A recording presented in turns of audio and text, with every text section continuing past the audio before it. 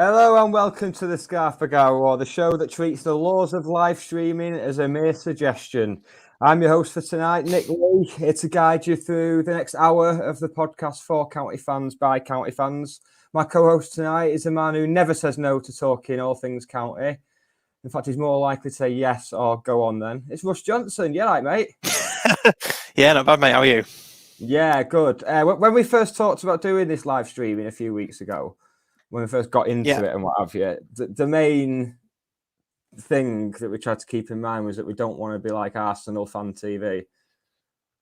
That's like the benchmark. That's like the most famous kind of football live stream, and it's just a subject of mockery for everyone. So we're not quite that bad. But then the team go and pull out a performance like that on Saturday, and you think, oh no. All I will say is thank God for the win last night. Yeah, it could have been a very interesting episode tonight, couldn't it? Yeah, I was thinking that. I did put a tweet out jokingly saying, "Should we do like a Q&A after a match?" I was joking, by the way. We're not going to do that. Somebody else can, but we're not. Could you imagine? Yeah. after losing 3-0 at home to Yeovil, bloody hell. Yeah. So what we're doing tonight? What's happening, mate? We've got a lot to talk about. Obviously, we've got the Yeovil match to talk about. We're going to talk about Maidenhead last night as well. And we've got Matt, who's currently sat backstage, waiting to come on. Eating all the crisp and nuts. Yeah. If he's got any special requests, you need to ask it now. Some spring water, Matt? He's saying yes, he does, yeah. We're going to talk about the new signings. So, Friars and Dumvald, I think is, I'm not sure if I pronounce. Someone's been on Duolingo, haven't they? Yeah. And we'll also talk about the Cheadland toxic atmosphere in the Cheadland. I can't say that word. And then we'll also cover the blog, because the blog's had a lot of love this week from the excellent articles that we posted from the lads. So we will talk about that. And generally, yeah, we will just have a bit of a chit chat about county.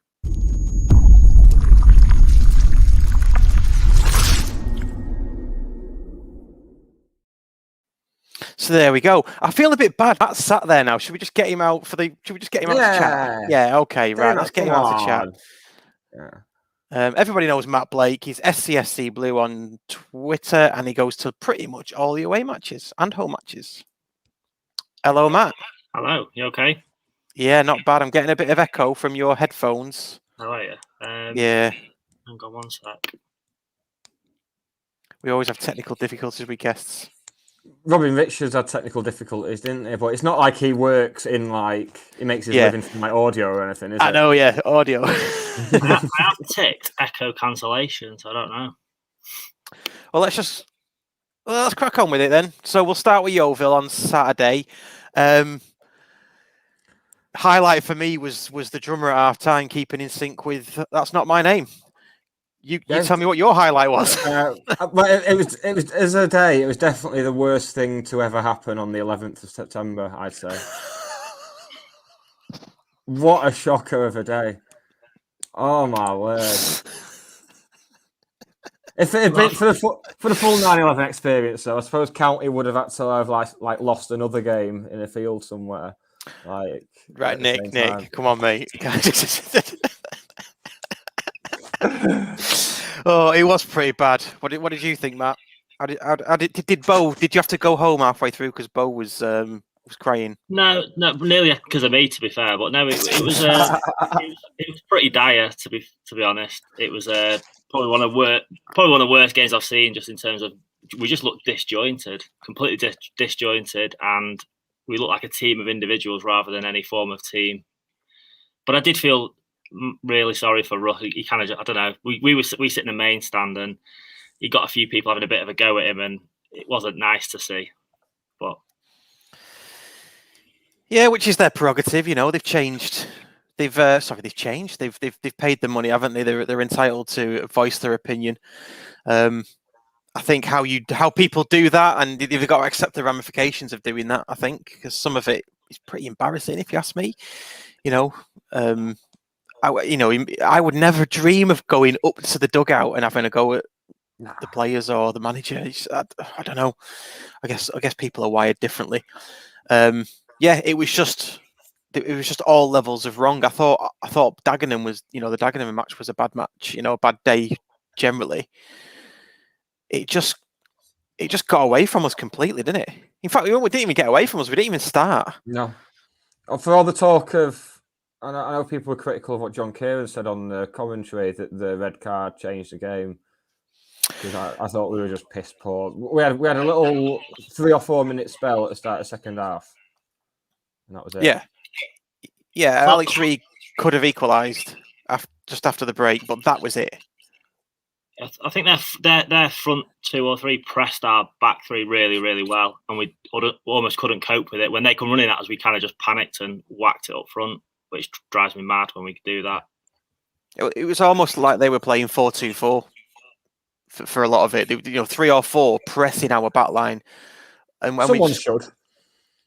Well, they just couldn't handle it, and Barkley as that left-sided centre half, he just got caught out so many times. It was horrible to watch. It really was.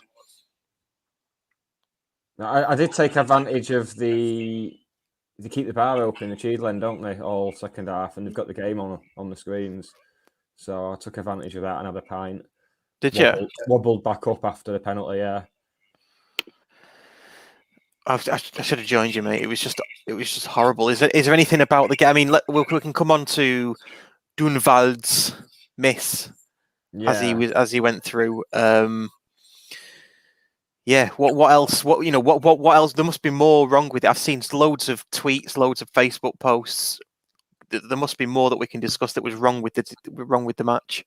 We just persevered with the same thing we've been doing for weeks and months, like knowing it's not, because teams have got the measure of us now. Like Yeovil knew exactly what they needed to do from the first minute. It's not like it took them a while to get used to how we were playing. They knew straight away. This is what we've been saying for so long about having a plan B. I think we sometimes seem like we don't believe in our own system of ways. So it seems to me the way we want to play is quite patient build-up, which I quite like. And passing backwards, I haven't got a problem with. It's keeping the ball. And sometimes you can't always go forwards because something's been blocked or there's a defender in the way, and you do have to go backwards. But we seem to kind of do it for a couple of passes, and then the players just think, "Oh, I've got to whack it forward now." And I think if we just stuck doing it for longer, gaps will happen and gaps will open, and a defender will switch off and somebody will be in it. But it's kind of like, I'm not saying I'm not blaming the fans because I don't want to get slated on Twitter because I know that will happen. But it does feel a little bit like you can feel the tension in the crowd building up as we pass backwards, and the player almost feels it and just thinks, right, the best thing to do is smack it up to Paddy Madden, who's about, I don't know how tall he is, but I feel sorry for Paddy Madden because he's getting balls whacked up to him and he's not. I don't know. He's not huge, is he? But that's not his game in the slightest, is it? No, but it just seems to be like we start off the patient build up, and then after about 4 seconds, we get fed up of it and we whack it. And that, I think, if we did the patient build up for a bit longer and fans saw what we were trying to do and it actually worked a couple of times, I think that might help everybody kind of get along a bit better. Yeah. I mean, just going back to that Paddy Madden point, Ian makes a good point here. You can't whack it up. You can't play long ball if there's no big lad up top. I kind of agree with that. That's kind of what you're saying, isn't it? I agree with the build-up. I agree that it's good. And someone's mentioned a crab passing, which is really frustrating. That's okay, like you say, if there's something in that second third and the final third to complement it. But you can't do it when you're playing Ben Whitfield left wing back. And it just seems like, I don't know what was wrong with Reiki. I know he went off really early. They said it was illness. It wouldn't surprise me if he got hooked because of just the way he was playing. I don't know. It's just so many levels of wrong, and the game completely got away from us. Okay, we got a man sent off. There was debate about whether it was or wasn't a yellow card and double jeopardy and all that sort of stuff. He's gone down in the box. You give the referee a decision to make just by even making contact with him. So, they're likely to give it this day and age. Yeah, I tell you what, I was livid after the match. Livid. Yeah, their number 10, Quigley, I think he was. He played. If he was in our team, would have played the right game because you could whack it up to him, and he was dead strong. I think Hogan had a right old tussle with him, but he kind of won a lot of stuff and held stuff up. But sadly, he wasn't in our team, and our system just didn't really suit. But it was just quite a depressing kind of walk away, and I was livid as well. But then I did calm down a little bit the next day when I thought, it's give him a bit of time. I just had to avoid it all on Saturday night. I was just straight, not on Twitter at all when I got in. Just couldn't be arsed with it. Just one of that. It took me back to like National League North in a way, because that happened quite a lot then after a shit afternoon. Yeah, but luckily on to last night, and because just imagine having to do this podcast if we'd lost last night. Yeah, it's funny. I was thinking about this. I was thinking about it before last night's match, and then after. Years ago, when we first started this pod, this is what we were doing. We did this pod when we went 7 games without scoring at the end of a season, I think. And I always think, what did we talk about? Because there was nothing happening on. That off the pitch was a shit show as well. On the pitch was just as bad. I was trying to wrap my brains about, what did we actually talk about? So, but now, yeah, I was dreading if we'd have got beat last night. I mean, luckily we won, and it sounds like we were dominant before the first red card. I don't know. I mean, do you think the fans are? Let's go back to the Yeovil match. Though. Do you think that the fans are helping the situation? I know there was early chance of. You're getting sacked in the morning, and we're shit, and we know we are. Let's pretend we scored a goal. Do you think? I mean, it's a stupid question. Do you think that helps? I sit in like upper tier 3, so that was like right behind me. It's not like it was the whole stand singing. It was like 20 or 30 idiots, I suppose. But when there's nothing else, when no one else is making a noise, and it's gonna carry across, isn't it? It's the same people who were like singing "Fuck the Pope" and the IRA the week before, and like booing taking the knee, and people are getting more pissed off about this than they are about that happening every week. So I don't know, but some people seem to be using that as the excuse for the performances. There seems to be an element, especially on Facebook, there seems to be a prevailing feeling that it's the fans' fault that we're not performing, which is one of the reasons I don't go on Facebook. What about you, Matt? Do you think the fans have got a part to play? Because we talk about County are the 12th man, and the numbers not retired. I think it's assigned to the fans every year. Every time John Kieran seems to welcome a new player to the club, it's what about the fans? The fans are the best. Are we? I think we are very good. When it's good, we're good. I think sometimes when it's bad, we can be quite bad and quite kind of not nasty is the right word, but kind of nasty-ish. But I think it's a bit of a responsibility on both. I suppose the players have got to give us something to be cheerful and cheer about in a positive way. But equally, when it's not going so well, maybe they need a little bit from us. I'm not saying we don't do it, but maybe they need a little bit from us. And I don't know how much of an impact. I know that probably nobody will. That playing for a whole season behind. With nobody in there, and it was all kind of. It probably is very different for them, and I know they're professional footballers, and you can say that that's what they get paid to do and stuff. But it's a long time to play with nobody in there. All of a sudden, you're getting people, and you can hear the voices. You can hear. It's like I said, I didn't hear the chants, to be fair, from where I was sat, but we get people in ours. Like somebody will go pass backwards, and they'll just shout forwards, and it's also like hear the players can hear it and think, all right, I'm going to have to whack, and they're panicking to whacking it forward. And one time, I think it was Keane hit it forward, and you could see Russ turn to him and said to him, like, calm down. It's almost like you just can't do what would.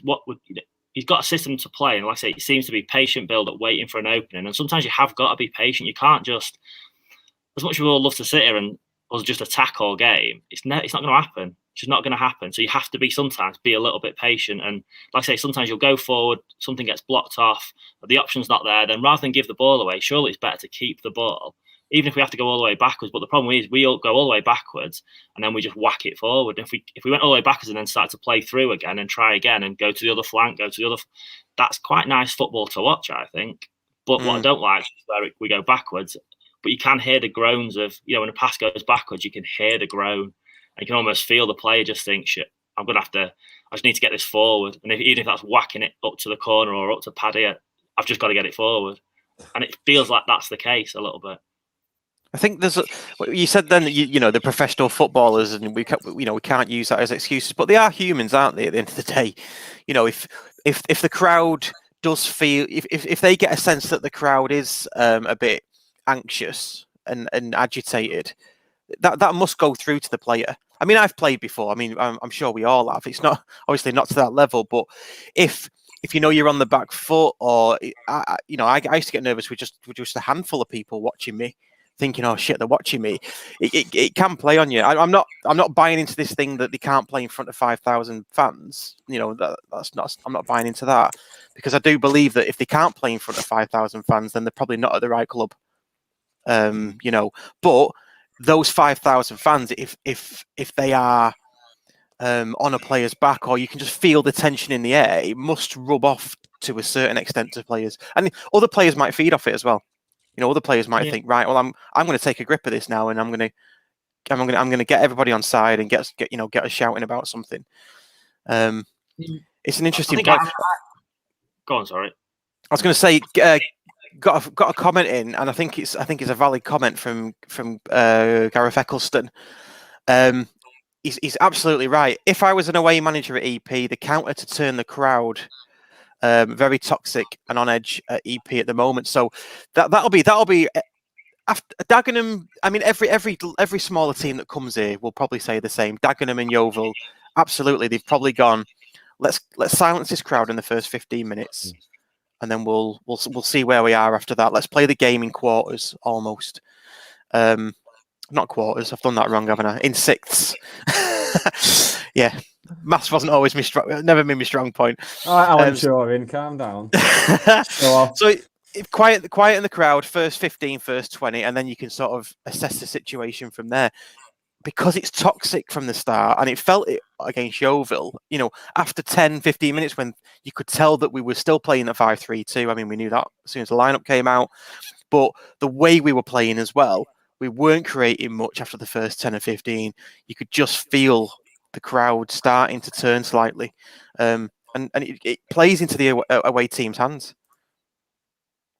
Yeah, I think if any manager is going to come now and kind of say, if you kind of frustrate for 10, 15 minutes, the crowd will start to turn, and then the confidence, because I've played to a decent-ish level. And yeah, you have, yeah. You know, it's like you kind of pass. You know, if you make a bad pass, and then it's on your mind, you've made a bad pass, and somebody says something, then the next time you get the ball, you make another bad pass, and before you know it, it's kind of snowballing. You're having an awful game, and I was always taught, just if that's happening, go back to when you get it, a simple pass, and slowly have to build your confidence up through the game. But I didn't have 5,000 fans groaning at me when I did it. When I did, I had my dad shouting abuse at me for kind of doing it. But like you said, they are humans, and they are professionals. But it must be hard. You know, if you've made a couple of mistakes and the ball comes to you on the touchline, you've got all the fans behind you, and you will be on edge a little bit to not make that mistake. And sometimes the safest pass then is going backwards rather than trying to be a little bit more. It's a tough one. Yeah, and I mean, final word on the Yeovil match. Then the German lad Dunfald. I'm gonna stick with that. I don't know if it's right or not, but it sounds pretty good. We probably won't have to say it ever again, anyway. No, probably not. So he went through 1-on-1 with the keeper and did very well to get 1-on-1 with the keeper. Yeah, I mean, that's great physicality, decent bit of balance, and you thought, "Fuck hell, we signed one here." Yeah, that's the positive. And then 5 seconds later, "Oh fucking hell, we signed one here." Honestly, my reaction was, I'm one of these people that when someone goes through 1-on-1, I stand up. Yes, yeah. I've been shouted at a county for that actually before, but anyway, I stand up, and then when he missed it, I stood up, and I was just looking around like. Everybody saw that, didn't they? I always do that. I look round and just say, I didn't just imagine that, did I? You all saw that as well, didn't you? Yeah. I'm only just realised, I've been quite quiet during the Yeovil chat, and I've just realised now, because I kind of put County in a box after the Yeovil game and listened to the game last night, and then that's been it again. I've not thought about it. I think I'm only now processing Yeovil. It's like we're in therapy, and I've just uncovered some like historical trauma. Could you imagine if we weren't doing this podcast, like 10 years down the line, it would just come back up when it the Yeovil match, you just crumble in Sainsbury's or something. Wherever you shop, you people from Cheadle, I don't know. Yeah, you say that like Cheadle's posh. It is posh. It's not. I didn't say Cheadle Hugh. I said Cheadle. Cheadle's not posh. Cheadle Hume's posh. Cheadle isn't. Oh no, Cheadle Heath's not posh in it. Yeah, okay. Cheadle Heath's not posh. Cheadle's in the middle. Right. Yeah. So don't be thinking I'm a posho, mate. I mean, look, a posho. Obviously not posho, am I? Okay. On to the Maidenhead match then. Last night. So Matt, you went. What was decent drive?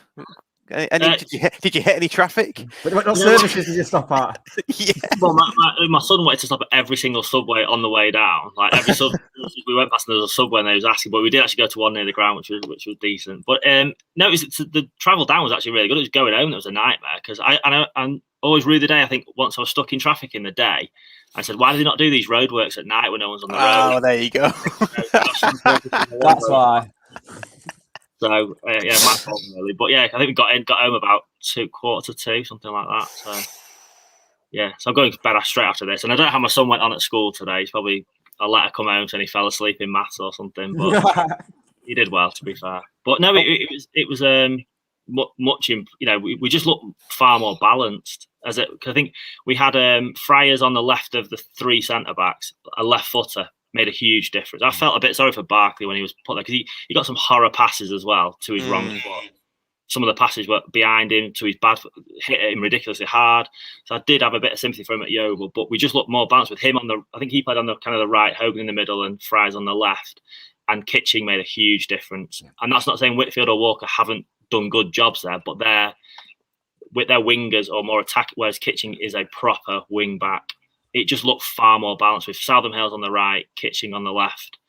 It just looked more balanced. Crowsdale seemed to play the deeper of the three, and he almost like Collar and Rooney further in front of him.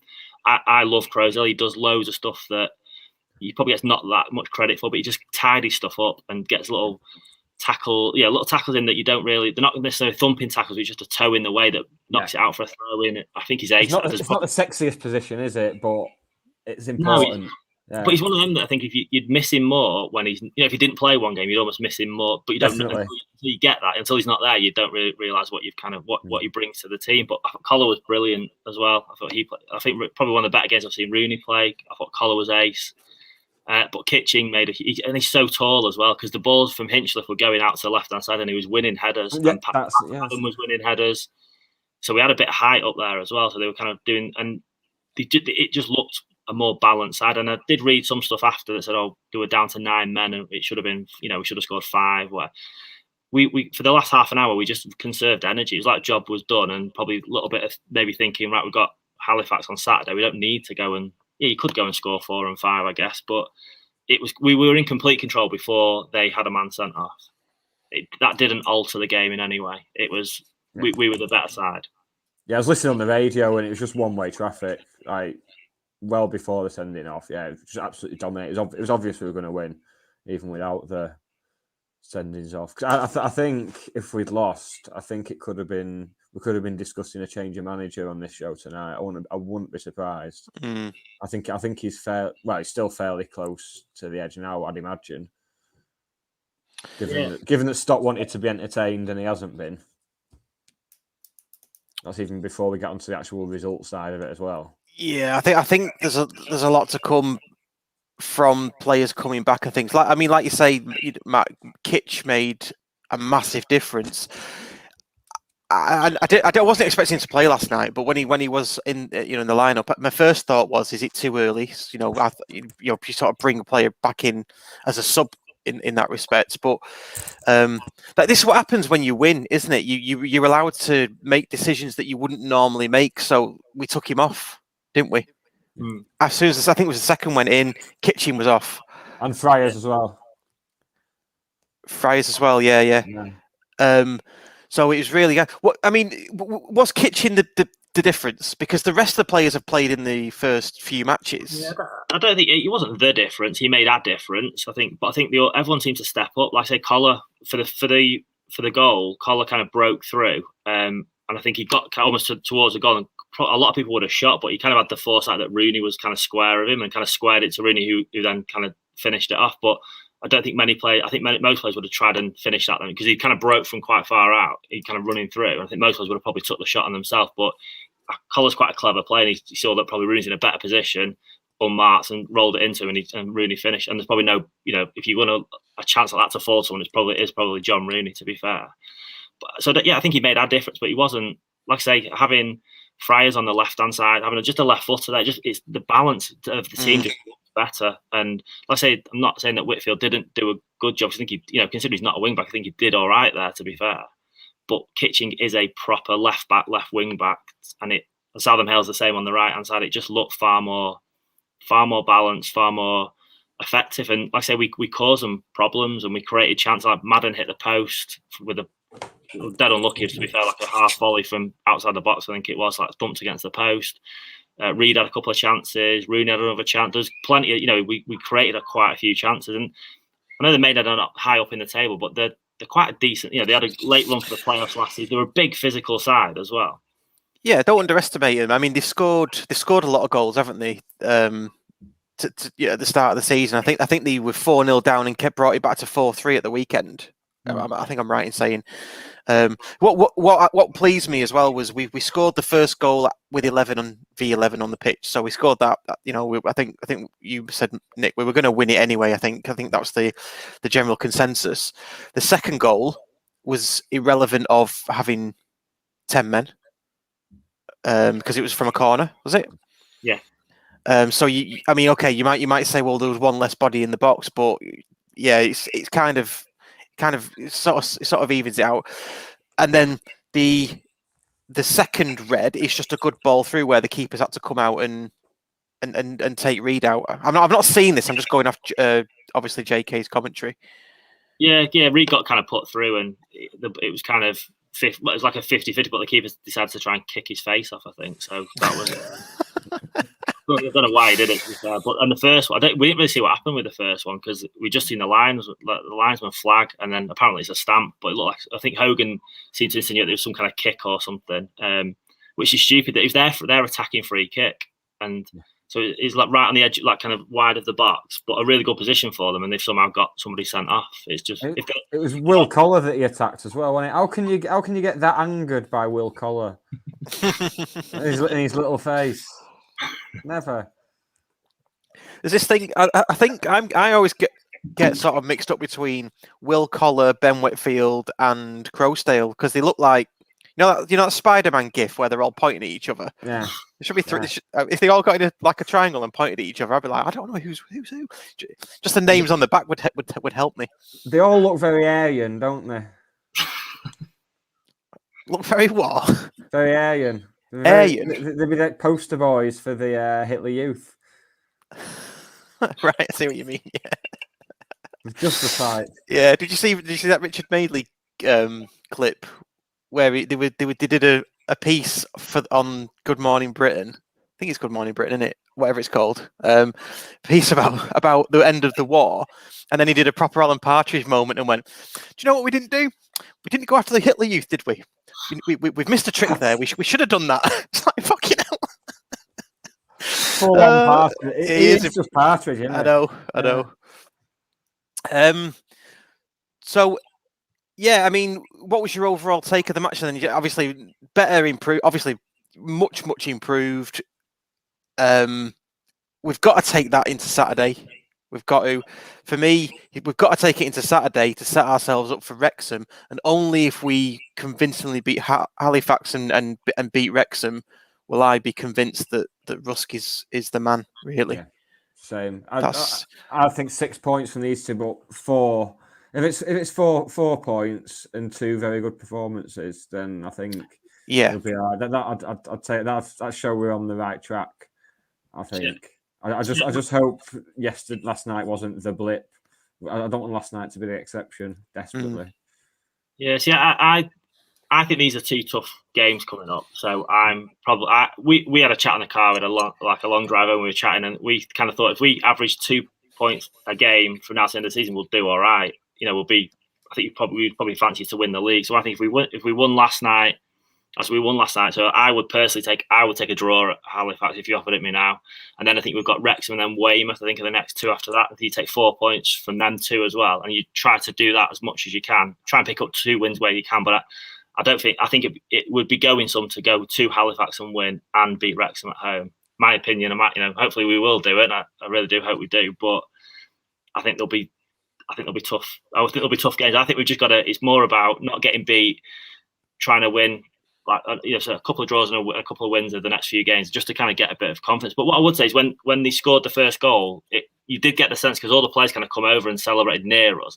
You did get a real feeling that they were together. They were together and as a group. They seemed to be genuinely happy for each other. And so we're nowhere near that thing where there's fractions or anything like that. Or it didn't feel like that. They seemed to be, and at the end of the game, they were all, Russ come on. You just got that feeling a little bit like they are all together in this, and it is. Maybe a matter of time till we do clip, but I'll probably get panned for saying that we don't need to go and win. But that's my opinion. I think the tough. I think Wrexham, they're going to be apparently they're very, very long ball, but they're if you look on their Twitter last night, they're all up in arms, and it's not necessarily a happy camp there at the minute. No, they're not. I had a look and follow some Wrexham podcasts as well. A couple of Wrexham podcasts. They're not happy. They were similar to what we've been tweeting. Really, all the money we've spent, we've got no midfield, all that kind of thing. I think we're more justified in complaining than they are, because for them it actually is early days for their manager and the new. They've only just got their feet under the table, haven't they? We're like we said for ages. We're like well ahead of them. Yeah, we're about a year and a half ahead of them. So. Yeah, I thought that would give us. I honestly thought we would be a lot further ahead than we are now. Given that, I think we said that on previous pods. We've had an extra year, all that kind of thing. That's why I'm getting. That's why last week I was changing my tune with Rusk. You're getting a bit twitchy, weren't you? Yeah, and then Saturday happened, and I was livid. Yeah. But yes, my point stands. Yeah, I wouldn't take a draw against Halifax. I think we need to beat Halifax, and I think they're beatable with our away form. And then, if we beat Halifax off the back of 2 wins, we've got a week to prepare for the massive game against Wrexham. They've sold out 1,700 tickets in less than an hour. There's rumours that they're buying tickets in the home end. Oh, they definitely are buying tickets in the home end. Yeah, I think we're going to be like talking at least 100 people in the home end. Yeah, that could spell danger. It will spell danger. So we need to be beating them at home, and the puzzle of whatever puzzle he needs to solve for the home form needs to be solved by that Wrexham match. Well, that's my ultimatum to Rusk. There's also a puzzle to be solved. The same puzzle that we need to solve for the home form, we also need to solve for just general games against teams that we expect to be up there. And for me, that is Halifax and Wrexham. So we'll see. What do you mean? Just run that one by me again. Because all the talk has been, there's been some mental gymnastics done with the teams we've played this season. They were saying, oh, well, we drew with Boreham Wood and they were like 5th. It's like, yeah, but they're not going to finish 5th. If we're going off where teams are going to finish, the only team, I said this last week, but the only team we've played that I think will definitely be top 7 is Dagenham on the first day. You don't think Grimsby will be top 7? No, I don't think they will. I think they'll be not far off, but I don't think they'll be top 7 now. That's a big call. I think they will. I think when I go off generally form. So when you play a team, if they're in good form, then it'll be difficult no matter where they finish. So Boreham Wood for me, play 3-1-3, didn't concede a goal. I thought that was a good point, personally. But yeah, potato. Let's call the whole thing off. Let's not. We've waited this long for some football. Let's not call the whole thing off. Not again. Also talk to me missus. Right. Well, thanks for coming on, Matt. We'll let you go and get some kip. Yeah, thank you. No, a pleasure. Thank you very much. Appreciate you coming on. And probably see you on Saturday. You will, mate. All right. Catch you in a bit. Thanks, gents. Bye.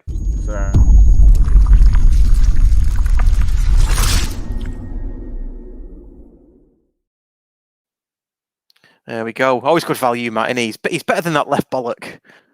Yeah. He actually knows his stuff as well. Yeah. I don't know. So let's move on to the new signings then. Dumfald, I'm sticking with that, and Friars.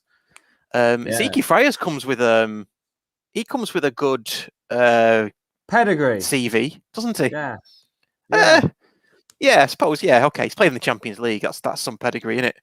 Yeah, played 12 games in the Premier League as well. Is that for United and Spurs? I've not even looked at his history. Yeah, and do some research, really. Possibly Sunderland as well, because wasn't he at Sunderland? So I don't know if they were in the Premier League at the time. I wonder if he was there at the same time as Simon Wilson. I don't know. Football's a small world, you know. Once you get into this networking lark, everybody knows everybody. Yeah, the big LinkedIn shaggers. Yeah, interesting though, isn't it? Because I do listen to the Price of Football podcast, and they had what's he called, Kevin something, the accounting guy on there, who is actually a judge of the Football Content Awards, believe it or not. So he will be judging possibly our podcast. There you go. So if you are listening, Kevin, hello. Thank you. Can we choose which episode to send them? I have no idea. They're probably just, I don't know. But yeah, he did based on financial performance, I guess, out of all the Premier League teams that had ever been in the Premier League. He did which ones were the best run financially and which ones were the worst run financially. And the worst run financially was Sunderland. Yeah, sounds about right. Yeah. I've seen a documentary. Bloody hell, that was depressing. I've not seen that yet. So you make a good point there. Were they there at the same time? If someone can tell us, do comment if Friars was at Sunderland at the same time as Wilson. But you'd imagine he'd have been on our radar regardless of that anyway, because he's a local lad, isn't he? Yeah, he's a local lad. I think he said he came to County when he was a kid, late 90s. So yeah, all right, Robbie Keane. I bet he said that at everybody club he's been at. Yeah, and I mean it's hard to. I mean we can't really comment on him really, can we? In terms of his playing ability, because we only saw him against Yeovil for 20 minutes. Yeah, but it offers us much needed balance. We've finally got a left-sided centre, because I think, given his age and his injury record, I think, and the fact that Kitchen's obviously first choice, I think he's going to be playing more as a centre back. Yeah. But obviously, with him being a left back by trade, he's going to know how to get forward as well, which is going to help in that position. That finally provide some balance, which has been the word of the month, I think. Balance. And now we've got a little bit. Yeah. So he'll probably start on the bench or up front on Saturday now. Yeah, it's interesting. Matt said that Whitfield played okay at left wing back. I mean, if I was going to do a football manager on him, I'd probably give him a 5 or a 6. Yeah, I mean, to be fair to me, he's being asked to do a job that he just doesn't do. So you know, fair play to that. But yeah, that Kitchen going in there, and that's probably. I mean, it sounds like that Friars had a good game last night. So fair enough. Probably by and large because Kitchen was there as well. I would hazard a guess. You put Palmer back into that defence. You know, I don't know. Like, dare I say it? Replace Palmer with Hogan. So you've got Friars, Palmer, and Barkley, because Barkley is pretty good. Yeah, I have Barkley on the right. Palmer centre, knitting it all together, and then Friars on the left. So you got the two either side that can get forward, help support the wing backs. Yeah, it's basic stuff. This is common sense stuff, and we're at the forefront. The first time us and common sense are in the same sentence. What do you think? What did you think about Keenan Dunfald? It wasn't comedy bad. The miss was comedy bad. Oh, wait, you've got a comment here. Have you seen this? Friars was never at Sunderland. Well, there we go. Simon Wilson won't know him from Sunderland, then, will he? No. Where did you get that? Where did you get that from? Did you just dream that up then? I might have done. I'm sure. It's from what I saw someone say on one of the message boards. Someone mentioned that he was at Sunderland, so I just took it as read. There you go. Should always fact check. Yeah, I've just checked, and indeed he wasn't. He did play 9. Crystal Palace would have been where he played in the Premier League, I would imagine, because he played 9 games for Crystal Palace on loan. Permanently, sorry. It was Crystal Palace he was at. Right. Yeah. So nearly right then. They're both clubs that are of absolutely no consequence to me. So. Yeah, but that's the only that's the only thing they've got in common, isn't it? Yeah. But with a lot of other clubs. True. He could equally play for Leon. Yeah. Or Hamill Hampstead. Standard Liège. Actually, I've just looked. He did play for Standard Liège. So, yeah. Did he? Yeah, he did after he left United. So, there you go. Thanks for that, County Casual 77. Thanks for keeping me honest. Yeah. That was a necessary interlude. Yeah, we are quite aware that we talk bullshit on here, and people are free to come on and talk bullshit with us. So if we do go wrong, do let us know. Yeah, and if you just want to be a fact checker, people have designated themselves fact checkers. That's fine. Yeah. And it's not. I can't say that I do much research unless we've got a guest coming on. But I just make sure I'm drinking fluids so I don't pass out during it. That's all I do really. Even then, it's just a Wikipedia page. Do you remember when we asked Sam Minihan if his dad played for Steaua Bucharest or something? It was. It's a lot. It's a lot. I think we were the first ones to ask him, but yeah, we were. Now everyone's asking him it. He gets shouted at him in the street. But Sam, didn't your dad play for? I think it was Sofia. Oh yeah, it was. Yeah, that's it. Yes, it was. It was either Levski or CSKA. I don't know. Yeah, I think it was CSKA. Yeah. Yeah.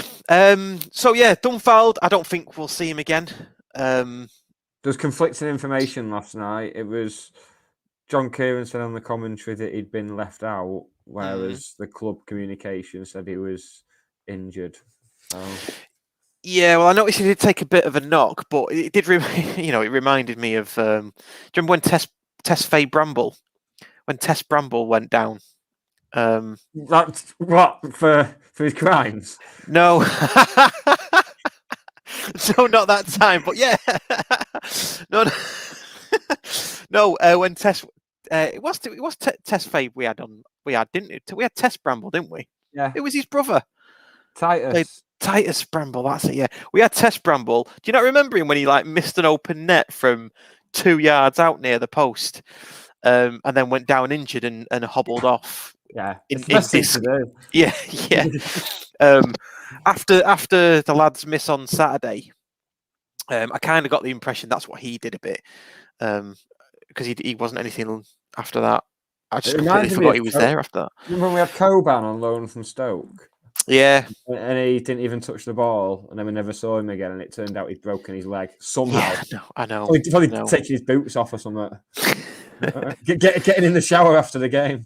Yeah, it's funny how these players come with high, big reputations, don't they? Not big reputations, but they've got high potential, and then they just don't. You don't see him ever again, do you?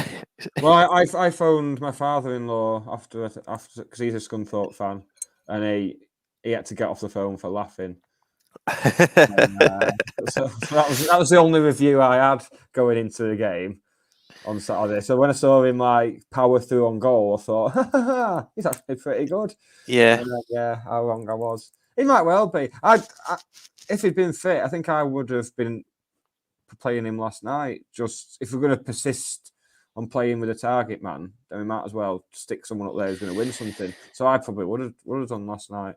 Yeah, well, I must admit, I did predict him to play up front last night. Yeah, in the app and that, and yeah, I got a measly 8 out of 11. I keep getting 8 out of 11 every time. Yeah. I noticed Clear Blue Skies came along. Not even got the app. doesn't like forced fun, which is fair enough. But then joined in the end and got 11 out of 11. Really? Yeah. He predicted the lineup and the shape, but not in the app, just as a tweet. You know. We can all predict the shape, mate. I mean, come on. Well, yeah, I know, but a lot of people have been going with what they want, which is fair enough, and I did that last night. Yeah. But yeah, Dunfeld. Here we go. How about this? Isn't he on 4 goals in like 88 games? Probably. I mean, if that one effort is anything to go by, I think I'm not sure he's on 4. It's not. It's not. No, he had one taken off him for that miss at weekend. Imagine that'd be great. Imagine if that was a thing in football. every time you missed an absolute sitter, and you don't get it on target, you hit nearly at the corner flag, you get one taken off. Wonder what Pele would be on now. Don't get me started on that. Well, he just sticks whatever he wants on, doesn't he? He's in his bloody hospital room now, volleying used piss pots into the bin. Ding, we'll have that one on. Fraud. Did you ever used to watch fantasy football with Badil and Skinner? They used to have a section called Pele was shit. It's just clips of them like ballooning free kicks into orbit and stuff. Yeah. We've got an update on the Dunvall thing. It's actually 88. Oh, 10 in 88. He's just managed 6 goals in a minute, so he can't be that bad. I know, yeah. So if we wait for another 3 minutes, if we wait for another 3 minutes, that shot's going to trickle out. Yeah, he might turn out to be a good striker in another 3 minutes. It's never a good sign when you sign a striker and then you Google him and can't tell what position he plays. Half of the outlets were saying midfielder. Yeah, midfielder. Yeah. I thought, I think we're all right for midfielders, mate. In fact, we're all right for strikers now. You can off your top. Well, apparently, he's not got a squad number at Scunthorpe. Was what I saw one of their fans saying on Twitter. And what have you? He's meant to be on his way out of there. Yeah, well, it did stink of like a Neil Young signing. It did a bit, didn't it? I mean, straight away, I thought Scunthorpe, bottom of League 2, tipped to go down. They will go down, yeah. Yeah, and here we have a striker that hasn't even got a squad number in that squad. That just spells danger for me and panic. But panic by he was available. Okay, he's big and tall. Let's get him in. I think Friars would have also fit into that category, but we knew he'd been training with us for a while now, so everyone knew it was in the offing. And because I think he's not played a lot of football, I think for the last 8 months or so since he left Walsall. He had a bit of Swindon. Sorry, he had a bit of a God, we're on fire tonight, aren't we? Yeah, yeah. Fact checking everywhere. Since he left Man City, anyway. If you'd like to be a co-founder of the podcast, co-host, do write in. So yeah, but he is what we needed. I'd rather have a left-footed centre half with a dubious injury record than shoehorning a right-sided centre half and just ruining his career. Yeah, definitely. Because he's getting the amount of shit he's getting. Not to his face and everything, but obviously not to his face because everyone's a shit house, aren't they? But the amount of people who were saying, "Oh, Barkley's dropped from League One. Oh, we've been sold a dud here." So, well, no, he's playing out of position, and people don't seem to. I saw someone saying, "Well, he played at left centre back at Accrington." Well, that was in a 4. It's a totally different. Yeah, it's totally different. Yeah. So, but yeah, I think now we can move over to the right hand side. We'll see the best of him. I think. Yeah, I'm looking forward to it. He has.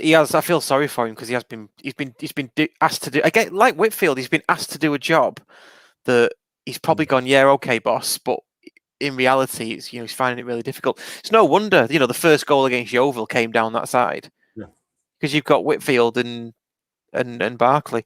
I don't think we had it. Was it? I think it was Saturday. Yeah, we didn't have a left footer in the starting 11, which is just bonkers. Yeah, it is bonkers. Bit of a negative subject now, but I think we covered it slightly when Matt was on. The toxic atmosphere in the Cheadle end. Yeah, it got a bit. Yeah, but I think it's the same people they'll sing something ridiculous every week that most right-thinking people wouldn't agree with. And this is the one. But yeah, singing like we're shit, singing that we were shit was just ridiculous because there's been plenty of times where we've been a lot worse, and just things in general on and off the pitch. The whole general atmosphere has been a lot worse, and we didn't sing that then. Yeah, I remember even when we were bottom of League Two, clearly cut adrift. Your lone players coming in representing the club, lone players being captain, and I don't think we sung it then. Actually, it takes a lot. I'm all for a bit of gallows humour, but not like when we're still in single figures of games of a season where we're expected to be up there. Yeah, I think I don't think it's too early for questions about the manager, but I certainly think it's too early to be claiming that we're shit. Yeah, absolutely. I don't know. I just put it down to this instant gratification culture. They want everything now. They want infinite content. Other Arcade Fire songs are available. Exactly. They need to wake up. They do. You get that. I was just they were the words I was trying to think. I was thinking, mate. So cheers for that. Yeah, that's what it is. Got a mate who's home and away United fan, and he said that they're after their match last night, they were on meltdown as well. Yeah. He's like, why is it social? Is it just football? And I replied and said, no, it's probably a bit of both. Everybody wants everything now. Yeah. Because we're so used to having it in our hands. But yeah, I didn't agree with it. I must admit, by the end of the Yeovil match, especially after Dunfeld missed that chance, I was just laughing at the end. And then, I went through the crisis curve, and then afterwards I was livid. And then the day after, I accepted it. So. My friends Emma and Dave came to the game, and they came to stay at mine on Saturday night, and we had a few drinks. I've not seen them they've not been to County for ages, so it was a nice little reintroduction for them. They saw the new cladding, they saw the cosmetic upgrades to the stadium, and then looks nice. Yeah, everything's nice. Same old product, the same old gruel. Yeah. So that was refreshing. I'm convinced it'll click at some point, though. If I don't know, if Russ doesn't get it right, then somebody else will get it right. Yes, someone will. Yeah. So it's just a matter of time. I hope it's Russ. I really do, because he seems. I mean, the post-match interview against Yeovil, he seemed really, really hurt by it. And his demeanour. Right? Yeah, well, yeah, his demeanour on the sidelines as well. And I know there's comments about, well, he just keeps his hands in his pockets. Everybody reacts differently to different situations. I don't mind what he does while he's a manager. I know he sat down as we were losing 3-0.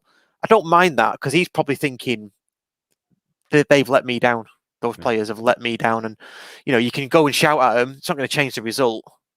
That kind of thing. He probably thinks I'm going to have a word with him afterwards. So I don't mind all that. And he does seem a really genuine guy. So I really hope it works for him. But like I say, if we don't get a result against Halifax, set ourselves up for Wrexham. And if we don't get a positive result against Wrexham, I think it could be time for a walk around the pitch. I really hope it does work for him, mainly because I don't know if I trust Simon Wilson to pick the next one. But that's a conversation for another day. Or it might be a conversation that we just get to, we'll go and batter Halifax and Wrexham, go on to win the league. We can bury that conversation in our time capsule. So we'll have this conversation off air, record it, and put it on a little thing, drive. Yeah. Then we can dig it up when we've just won the Champions League. Yeah. The Simon Wilson stand has been opened. Yeah. I think it's unfair to start naming replacements, though. I know some people. Oh yeah. I wouldn't know where to start anyway. That's what some of the names people mentioned at weekend and stuff like that. People need to get a grip of themselves. People need to think. Oh, we're not the only football club with a bit of money. We're not the only football club with more money than they should have for their level. There's clubs all the way up the pyramid who've got that, who will also be trying to get managers from higher up. All right. Someone mentioned Simon Weaver at Harrogate. It's like, what? Who's been at Harrogate for like 85 years working for his dad? Exactly. Like, the perfect. It's basically his football club. Yeah. That's definitely happening. Yeah, good luck with that one. Yeah, I don't know. I didn't see that, but that's a ridiculous thing to say. If you know anything about football, then yeah, you're just not going to come out with that. Let's move on. Here's a question. What did you make of Simon Wilson's club update? Yeah, well, I think everyone has spoken well at the club and that, but I'm personally at this. I watched it and it was all interesting and what have you, but I'm at the stage now where I want to see stuff being actioned rather than the talk.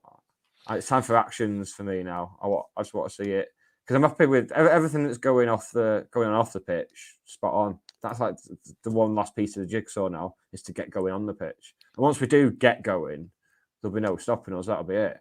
But it's just hopefully we can like the next week and a half's massive for me. Yeah, I tend to agree. I like the updates, me. I like it. It's nice. Yeah, I know you didn't say you didn't, but I do like them. I genuinely do. I think he talks well. I'm not sure if there's a bit of corporate bullshit bingo in there, which is fine if you can talk, if you speak that language. He has to speak that language because that's the level he's at. Or he doesn't have to, but he's probably spoken it all his life now that he just can't speak any other language, which is fine if you can cut through that. Yeah, I think they're okay. You know, I remember when Daz Sampson was on. When we had Daz Sampson on, Daz Sampson was like, "No, Russ, I'll tell you now. This is what it is. He's talking bullshit. It's just media." Well, if Simon Wilson comes on, does an interview with like John Kieran like that, and he says stuff, and you can't believe it, then what can you believe? Well, I see no reason for him to lie in those interviews, so I quite enjoy them. Yeah, and they're 40 minutes long as well, aren't they? It's pretty good. And they bring them out like half an hour before the podcast, so we can't even watch it before we start recording. But that's right, Nick. How long have we been doing this? Everything. It's like they're watching us. Like, we'll do a podcast and they'll sign a player like at 9:00 on a Wednesday. Well, at weekend I was leaving my fan hub prediction thing. I thought I'll leave it till Saturday because everyone knew like we were in for Friars. Wilson had mentioned in his interview that he's going to be trying to bring a striker in. So I thought, we'll probably sign someone for the Yeovil game. I'll leave it till Saturday morning. And then literally like 10 minutes after we did it, we go and announce a couple of signings. Luckily, none of them started to mess it up. Yeah. But even if they had started, there's nothing we can do because the fan hub lads aren't going to be pissing around on a Saturday afternoon is football afternoon. Yeah. People say, can they get them onto the app now, please? No! Lads, you just nip into work because Stockport County have signed 2 players late. Oh yeah, I'll do it. Yeah, some Division 5 teams have signed a striker on a month loan from Scunthorpe. Let's get it done. Yeah, some Division 5 team you've never heard of. When I talk about fan hub to people now, in Royal Family, where Nana's always like, "Oh, Marjorie's daughter, she's quite high up in Northwest Water." That's how I talk about you with fan hub now. if people ask me what fan hub is, I'm just like, I tell them, and I'm like, "Oh, Russ is quite high up in fan hub. Russ is he's one of their top men." I like it. A couple more comments to come in before we talk about the blog. So a couple of names that we've not seen before. So welcome, thanks for watching, you guys. Apologies if it's already been discussed. This is Ed Lawson. Do you think Russ will stick with 3 centre backs and wing backs? Some fans think they should go to a flat back 4. I think he will stick with it, especially for Halifax on Saturday. It's his system. Whether he changes that for Wrexham, no idea. I would probably hazard a guess and say no. I was going to say you were really reaching for that guess, weren't you, mate? do you think we'll stick with the same system that we've played for the last 500 games? Yeah, probably. I would like to see us go for. Yeah, I'd like to see. I'm one of the ones who wants to see a back 4. Yeah, I know you are. Only in the way that I want it. I don't want someone else's way of doing a back four. I want mine. Yeah, That's why I'm sat here on a Wednesday night. I think, did he not try it last season and it didn't go too well for him? The flat back four. But he's had like his pre-season. This is his team now. So you think. Yeah, so I would think he's phased that out in terms of like the recruitment in the summer suggested would be going that way. I think. Even little things like Salvin Hales having number 7 as his squad number. Yeah. I know it's only a little thing, but that's it's a little thing, but that's usually an indicator in it. Yeah, and then signing Whitfield, the best winger in the league, and then Walker, a player who thrives in those positions. Yeah, it's a strange one. Time will tell. Another one. Rusk's record is 60 points from 33 games, which is pretty good. People need to get off his back. I don't know what that is in win percentage. No, that's it. When you take it down to win percentage, it goes down. I think there's a lot of draws, particularly last season. Yeah, and I guess the other positive from last night, if we just quickly talk about it, what was it, 17 attempts? Yeah, and I know we were away from home, so I'm expecting the same against Halifax. More attempts, fluid, total football on Saturday. And then we'll see how we get on against Wrexham next week. That's exactly it, because the formation, it's not, if we're creating chances and what have you, then the formation we're playing don't matter. The only reason people have got a problem with us playing the back three is because we're going with the back three and we're creating basically nothing up until last night. That's people's problem with the back three. Yeah. And it's worked before, hasn't it? I mean, okay, at home last season, he always had a puzzle to unlock at home. 46% win rate, which is not too shabby, is it? So he always had a puzzle to unlock to solve at home. That puzzle seems to have got harder this season. Yeah. I just don't get it. We definitely have gone backwards, especially in home form. We've gone backwards. It's a difficult one. Shall we move on to the blog? Yes, let's. The blog that everyone's talking about. Yeah, well, I'm really pleased with the way it's gone with the blog. So if you didn't know, we have got a blog now. I don't know the address, but you can get it on our link tree via Twitter and Facebook. And we tweet it out all the time and post it out anyway. So we've got, for those that don't know, we've got 3 new bloggers. We've got Alex Ross, Ant Sherratt and Adam Sundell. And we've put 3 of their blogs out. All have done really, really well. So give those a read. We've got over 1,200 views of those 3 between them. I didn't know that many people could read. What, the county fans? That's a bit disparaging. No, just in general. Just in general. Reading, like the way I was encouraged at school for reading, they led me to believe it was like something really special that like only a few people could do. I didn't realise it was such a. Oh, I should probably take it off my CV, shouldn't I? You should do, yeah. Special skills reading. Yeah.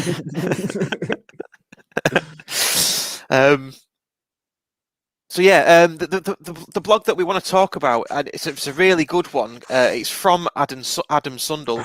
I mean, all 3 are really good. Give them a read. But Adam Sundell's the worst county games, and I think he lists about 10 county games of the really bad ones. So have a read of that, and there's been loads of comment on what your worst is.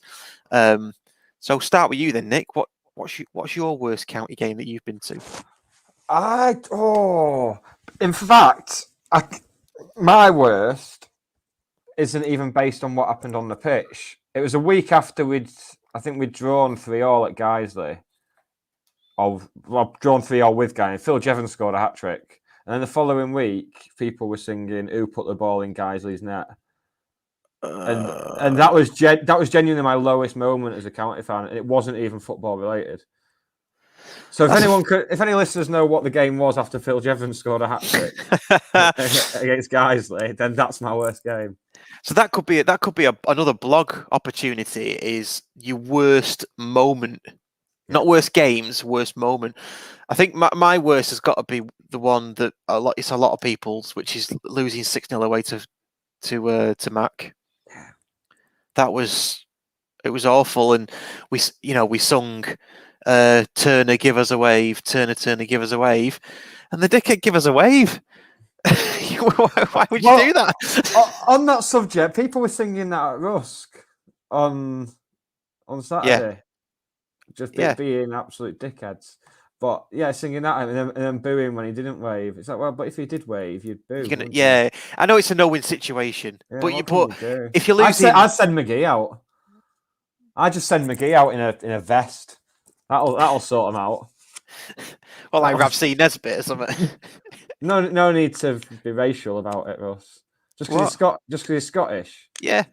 They all wear string vests up there. I hadn't noticed that he's Scottish because I'm woke. It wasn't the first thing I noticed about him because I'm awake, as the kids say. Yeah, you have got that in you, haven't you? You're a bit woke sometimes. Bless you. I know. Look at me caring about social injustice and wanting everyone to have the same opportunities and stuff. What a bastard.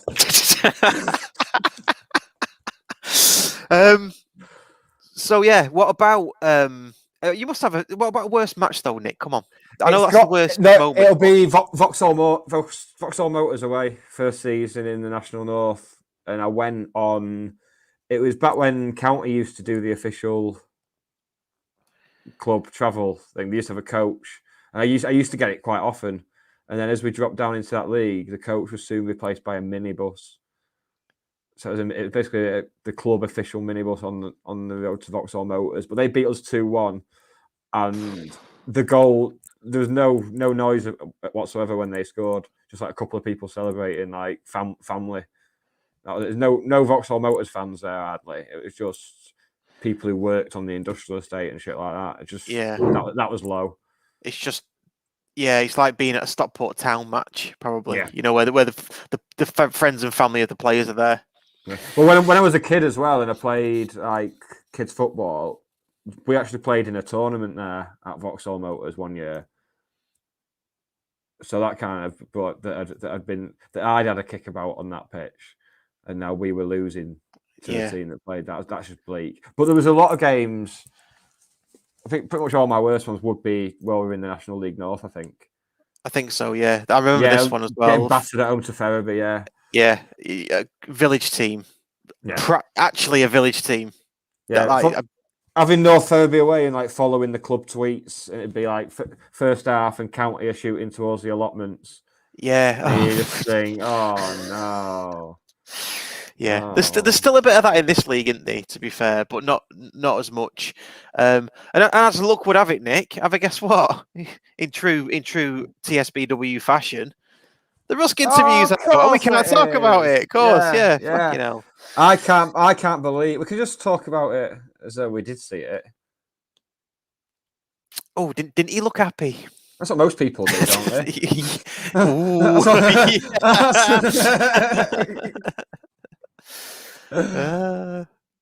Yeah. So yeah, blogs are really good. And we've got, I think I've got 3 more to put out. Or at least 2 more to put out. I bet them blogs are straining at the leash to be let out, aren't they? Yeah, but I won't put them all out. We'll drip feed them out so we've got some content for you lot to read on your... shitting all over your kitchen floor, aren't they, them blogs? Are they house trained? I don't get it.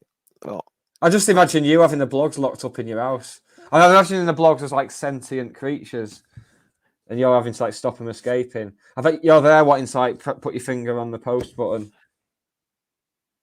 No, you've lost me. I didn't write that down and think, I'll get that conversation in somewhere. That kind of ran away from me. Did it?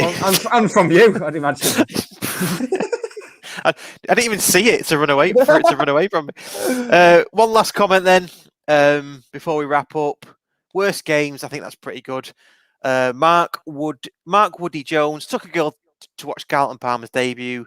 He cut his head, came back with a bandage on his head. She shouted, "You look like a pint of Guinness." I never dated her again. That's pretty good as a worst game. You couldn't say that nowadays, could you? Oh, love it. Carlton played. He listed himself on the team sheet last night, didn't he? He did see the team sheet of the home match, of the home team, sorry. Did you see the team sheet of the No, home I team? didn't. I was too transfixed on Carlton's name. Go on. I'm guessing there's some county blast from the past on there. Oh well, Michael Rains was on the bench. Liam Thompson, I think, played for us for a bit. He played, and as did Sam Sheridan. But then the weirdest thing is a lad who I would say an acquaintance. I would say played in net. Ollie Martin. He's a county fan, and I bought that ball off him for £50. And he played in net because he's a really good goalkeeper. Have you declared that £50 to the inland revenue? Because they're going to be after you now. After that, what? Because I've made it public. Yeah. You know what they're like with celebrities and the taxes. Well, they come after the small guys, don't they? They don't go after the Gary Barlow on our hands here. Yeah. Good stuff. Right, should we wrap it up there then, mate? Yeah, I would. Yeah, well, I will. So just a couple of announcements to make. So FanHub, we've gone through 400 people in FanHub. 400. Which is absolutely amazing. Thank you to everybody that's installed it. And if you haven't installed it, go onto your app store and install it, and then get someone to give you a golden ticket to jump the queue. It's really good. A couple of features on there. You can predict the team. You can check in at matches, and there's leaderboards, fans, club leaderboards. And most importantly, you can get all of our content in the app, the podcast, the blog. What else? That's all we do, isn't it? This the podcast, the live show, the podcast, and the blog. Yeah. We're a triple threat, Nick. That's what we are. Yeah. I've nothing to say to that. I've never been called. Oh, I've been called a threat, not a triple threat. We're a triple threat. A triple threat is a entertainment industry thing where you can sing, dance, and act. Yeah. And then the blog, have a read of the blog, over 1,200 reviews so far. That's also in the app. And happy days. And we are in the final of the Football Content Awards 2021, being judged as we speak. They might be watching this right now and like doing the judging.